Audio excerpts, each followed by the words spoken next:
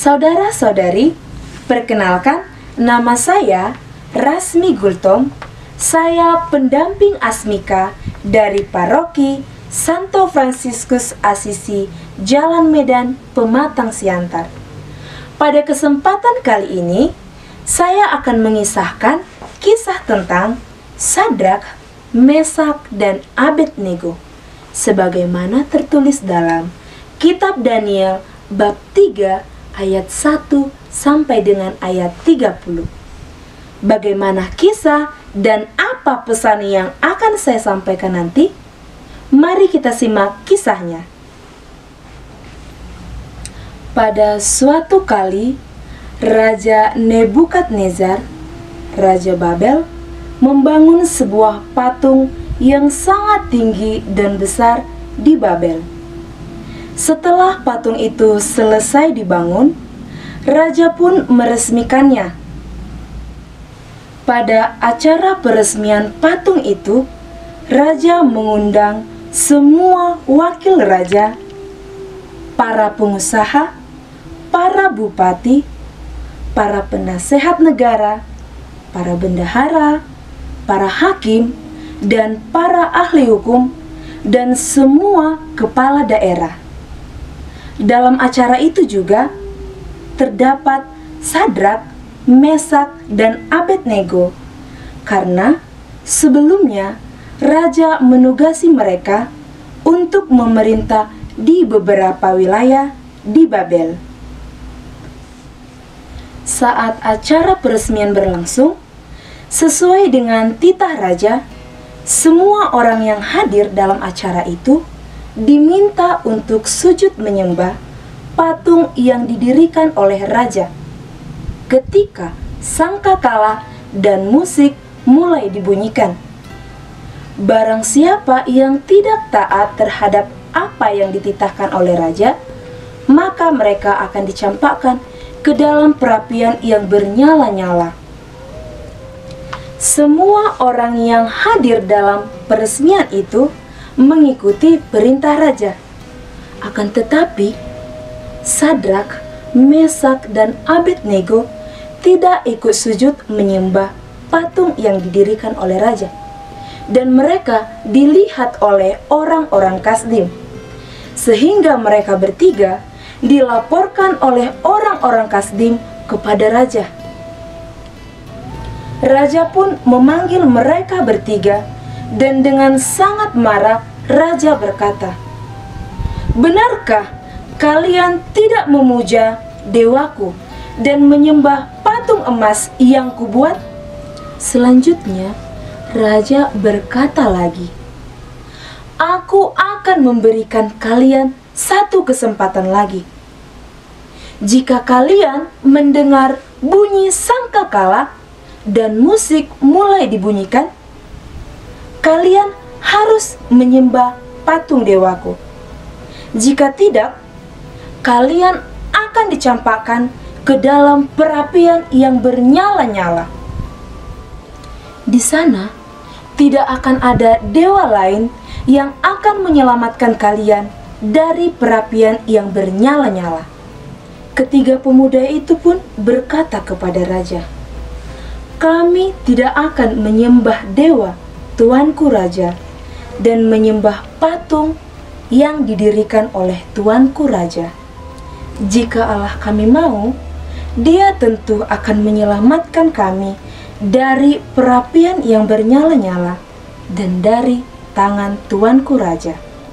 Tetapi seandainya tidak, hendaklah Tuanku tahu, kami tetap tidak akan menyembah patung Tuanku dan memuja dewa Tuanku Raja." Mendengar itu, maka sangat marahlah Raja Nebukadnezar. Raja memerintahkan agar perapian dibuat 7 kali lebih panas dari biasanya. Raja memerintahkan agar mereka bertiga diikat dan dicampakkan ke dalam perapian yang bernyala-nyala yang sangat panas. Karena panasnya perapian itu, orang yang mengikat mereka pun terjatuh dan ikut terbakar. Setelah ketiga orang itu dijatuhkan ke dalam perapian itu, beberapa saat kemudian terkejutlah raja, sebab ia melihat ada 4 orang yang berjalan bebas di dalam perapian itu. Kemudian raja berkata kepada bawahannya, "Bukankah 3 orang yang kita ikat dan kita campakkan ke dalam perapian itu?" Jawab mereka, "Benar, tuanku raja." Raja berkata lagi, "Tetapi ada 4 orang kulihat berjalan bebas di dalam perapian itu tanpa ada luka sedikit pun." Lalu Raja Nebukadnezar mendekati pintu perapian yang bernyala-nyala itu, dan berkatalah ia, "Wahai Sadrak, Mesak, dan Abednego, hamba-hamba Allah yang maha tinggi, keluarlah dari perapian itu dan datanglah kemari." Lalu keluarlah Sadrak, Mesak, dan Abednego dari perapian itu. Raja Nebukadnezar dan semua orang yang menyaksikan ketiga pemuda itu keluar dari perapian yang bernyala-nyala terheran-heran, sebab mereka bertiga tidak terbakar sama sekali. Rambut mereka pun tidak ada bau hangus, dan jubah yang mereka pakai masih utuh. Melihat itu, berkatalah Raja Nebukadnezar, "Terpujilah Allahnya Sadrak, Mesak, dan Abednego, karena ia telah mengutus malaikatnya untuk melepaskan mereka yang senantiasa setia kepada Allahnya mereka. Mereka lebih memilih menyerahkan tubuhnya untuk dibakar daripada harus mengikuti titah raja yang memerintahkan mereka untuk menyembah dewa lain selain Allah mereka."